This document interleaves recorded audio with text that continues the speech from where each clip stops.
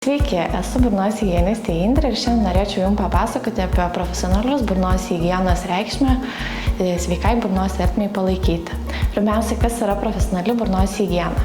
Šios procedūros metu mes pašaliname susikaupusius kietus akmenis nuo dantų paviršių ultragarso ir rankinių instrumentų pagalba.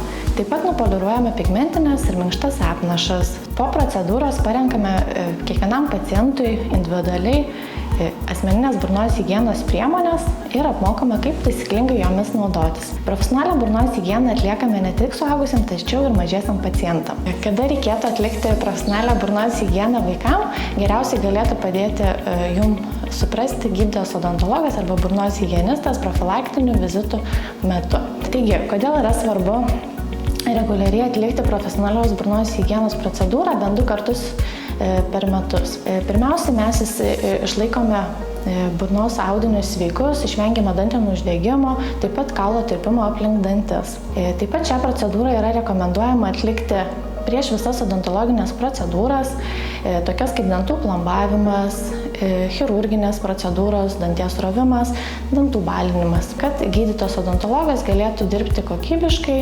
restauracijos tarnautų ilgiau ir atrodytų estetiškiau.